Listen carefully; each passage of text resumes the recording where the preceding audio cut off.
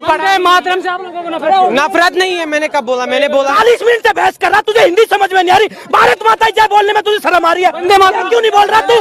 ये चीज बोलनी पड़ेगी। बिस्मिल्लाहिर्रहमानिर्रहीम। नाज़रीन कराम, आज की इस वीडियो में हम देखने वाले हैं कि हम मुसलमान भारत माता की जो नारा होता है वो क्यों नहीं लगाते, इसके पीछे क्या रीज़न होता है। क्योंकि एक शख्स है जो जाकिर नायर से सवाल करते हैं कि अक्सर मुसलमान जो होता है, हिंदुस्तान के मुसलमान, तो वो भारत माता की जो नारा होता है वो नहीं लगाते, तो इसके पीछे क्या रीज़न है। तो इस पर जो डॉक्टर जाकिर नायर साहब का जो रिप्लाई है वो बहुत ही ज़्यादा इंटरेस्टिंग है, जो कि हम सबको जाननी चाहिए और हम सबको एज अ मुस्लिम पता होनी चाहिए कि हम जो भारत माता की नारा है वो हमें नहीं लगानी चाहिए और क्यों नहीं लगानी चाहिए। तो चलिए आइए देखते हैं।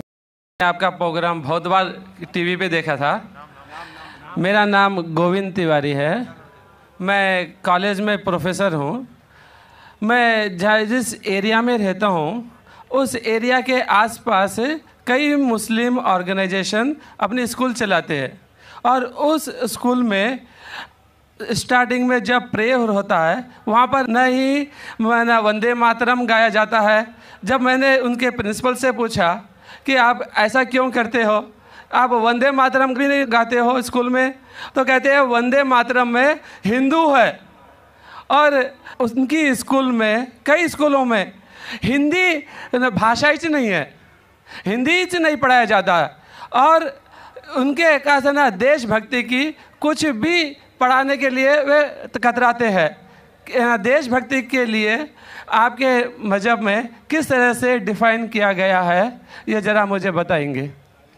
भाई साहब ने एक सवाल पूछा है कि वो कई बार मेरे प्रोग्राम सुनते हैं टेलीविज़न पे और कहा है कि एक इलाका है जहाँ कई मुसलमान स्कूल है लेकिन वहाँ वंदे मातरम नहीं पढ़ाया जाता है, हिंदी नहीं पढ़ाया जाता है, क्या सही है? और आपके मज़हब में, इस्लाम में देशभक्ति के बारे में क्या कहा गया है?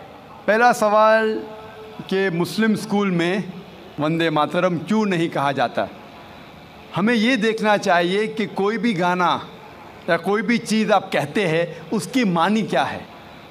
आप जब वंदे मातरम पढ़ते हैं उसकी मानी है कि हम सिजदा करते हैं इस देश जो हमारी माता है, ऐसे कहा जाता है, और हम इसकी पूजा करते हैं। ये हमारे लिए शिर्क है, शिर्क है इस्लाम में और गलत है हिंदुइज़्म में भी।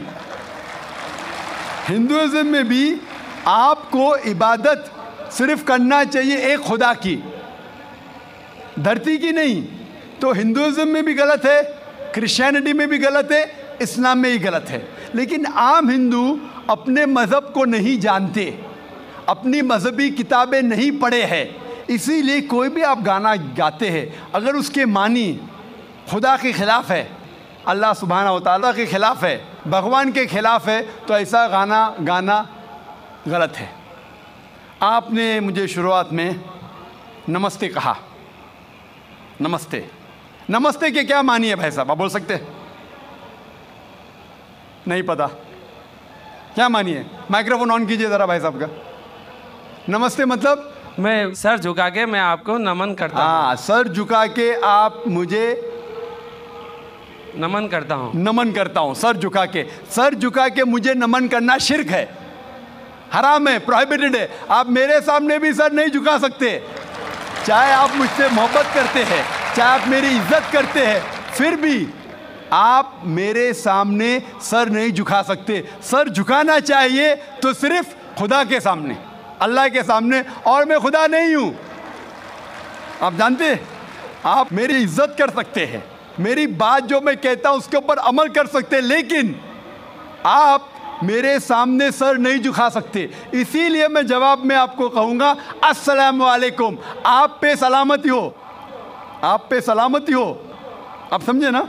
मैं आपके सामने झुक नहीं सकता हूँ। ये सिर झुकेगा तो सिर्फ अल्लाह के सामने, सिर्फ खुदा के सामने। तो आपने बड़प्पन में मुझे कहा, लेकिन अगर गलत चीज़ कहा तो मैं वापस से जवाब नहीं दे सकता हूँ, क्योंकि मैं जानता हूँ जो लोग नहीं जानते वो ऐसे हरकत कर सकते हैं। मिसाल के तौर पे 1 महीना पहले मैं जब बॉम्बे एयरपोर्ट पे था तो एक औरत, हिंदू खातून, मुझे पूछी कि आप डॉक्टर जाकिर नाइक है? आयु डॉक्टर जाकिर नाइक? मैंने कहा जी हाँ।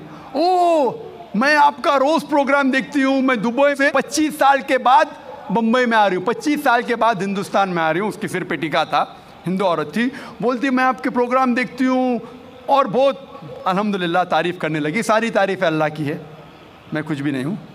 और फिर कहने लगी कि मैं तुम्हारे पैर छूना चाहती हूँ।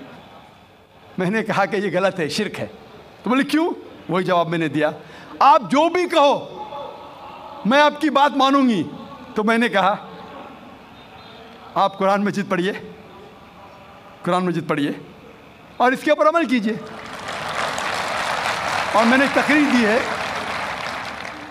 Similarities between Islam and Hinduism, Islam और हिंदुइज्म में यकसानियत, और साबित किया है कि हिंदुइज्म में भी लिखा है कि आप सिर्फ एक ईश्वर की इबादत करना चाहिए, जितने ऋषि आने वाले उनमें मानना चाहिए, और मोहम्मद सल्लल्लाहु अलैहि वसल्लम में भी। तो आपको अगर कुरान और वेदा पे अमल करना चाहिए जो यकसा है, आपको एक खुदा में मानना पड़ेगा और आखिरी पैगंबर मोहम्मद सल्लल्लाहु अलैहि वसल्लम पर।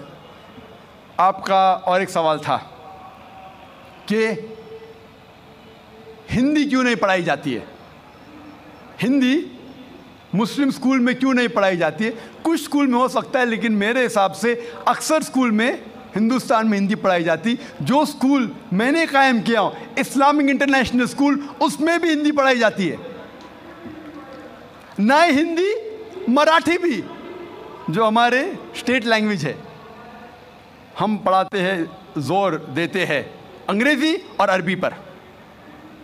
नंबर 1 अंग्रेज़ी अरबी, फिर उर्दू, हिंदी, मराठी, आगे चल के संस्कृत भी सिखाएंगे, संस्कृत भी, ताकि हिंदुस्तानी लोग जितने मज़ाहिब इस देश में हैं उसको समझे। मैं गवर्नमेंट से कहता हूं कि हिंदुस्तान में संस्कृत आम करो। संस्कृत आम करेंगे तो लोग वेदा पढ़ेंगे, पढ़ने के बाद हक के तरफ आएंगे और हिंदू मुस्लिम एक हो जाएंगे। हिंदी तो छोड़ो, संस्कृत, क्योंकि वेद संस्कृत में, हिंदी में नहीं है। हिंदू की ज़बान है संस्कृत। और मैंने तकरीर की है हिंदुइज्म और इस्लाम में यकसानियत, लेकिन आम हिंदू अपनी मजहबी किताब पढ़ा ही नहीं तो क्या जानेगा। तो मैं संस्कृत कोट करता हूँ, फिर तर्जुमा करता हूँ और कहता हूँ कि आपको अगर लगता है कि मैं कुछ गलत कह रहा हूँ, रेफरेंसेस देता हूँ मैं। आपका आखिरी सवाल था कि इस्लाम में देशभक्ति के बारे में क्या कहा गया है। इस्लाम में कहा गया है कि सबसे पहले जो हमें बात मानना चाहिए वो हमारे खालिक की, बनाने वाले की, खुदा की, अल्लाह की सबसे पहले। अगर अल्लाह की बात से कोई दूसरी बात टकराती है तो उसे छोड़ देना चाहिए। जहाँ तक कि मैं हिंदुस्तानी हूँ और मैं गर्व से कहता हूँ कि मैं फंडामेंटलिस्ट मुस्लिम हूँ, I am a good practising Indian. Fundamentalist, बुनियाद परस्त मुस्लिम भी हूँ और अच्छा हिंदुस्तानी भी हूँ। मैं हिंदुस्तान के कॉन्स्टिट्यूशन को जानता हूँ। हिंदुस्तान के कॉन्स्टिट्यूशन में एक भी चीज़ फ़र्ज़ नहीं है जो इस्लाम में हराम है, और ऐसी कोई भी चीज़ नहीं है जो हमें मजबूर करती है जो इस्लाम में हराम है। और हिंदुस्तान के कॉन्स्टिट्यूशन में, इंडियन कॉन्स्टिट्यूशन में ऐसी कोई भी हराम चीज़ नहीं जो इस्लाम में फ़र्ज़ है और इंडियन कॉन्स्टिट्यूशन में हराम है। तो मैं दोनों को साथ में लेके चलता हूँ, लेकिन अगर टकराव होगा, मेरे हिसाब से I can be a very good Muslim and a good Indian. मैं अच्छा मुसलमान भी हूँ और अच्छा हिंदुस्तानी भी हूँ, लेकिन अगर आगे चल के, अभी तो कोई टकराव नहीं है, लेकिन अगर आप ऐसे देश में हैं जो देश का कानून अपने खालिक के कानून से टकराता है, तो खालिक का कानून ऊंचा है, खालिक का कानून ऊंचा है, खुदा का कानून ऊंचा है, अल्लाह का कानून ऊंचा है। फिर आता है देश। देश ने हमें, ठीक है, ये देश में हम जीते हैं, देश हमारे लिए फैसिलिटीज़ देता है, लेकिन हमें जान किसने दी? देश ने या खालिक ने? खुदा ने दी। ये हवा जो है, ये हवा के बिना 5 मिनट भी आप जिंदा नहीं रह पाएंगे। कितना? 5 मिनट भी नहीं जिंदा रह पाएंगे। किसने दी? देश ने या अल्लाह ने? खुदा ने। देश ने भी हमारे लिए अच्छे काम किए। मैं देश के खिलाफ नहीं हूँ, मैं भी देशभक्त हूँ। देशभक्त के मानी क्या? अगर आप बोलते देशभक्त मतलब देश की इबादत करना, तो मैं देशभक्त नहीं हूँ। अगर देश की तरक्की चाहता हूँ, हाँ मैं हूँ देशभक्त, तो देशभक्त की मानी क्या इंपॉर्टेंट है। अगर देशभक्त मतलब देश की इबादत करना, तो ये गलत है। इबादत सिर्फ मैं खालिक की करता हूँ, अल्लाह की करता हूँ, खुदा की करता हूँ। लेकिन देश की भलाई चाहता हूँ। अगर वो देश कोई कानून लागू कर रहा है, वो शरीयत के अंदर है, खुदा के कानून के दायरे के अंदर है, तो मैं उनके साथ हूँ। कई चीज़ें इस्लाम में मुबाह है, ऑप्शनल है, और अगर देश उसे कहता है कि करो तो मैं करूँगा।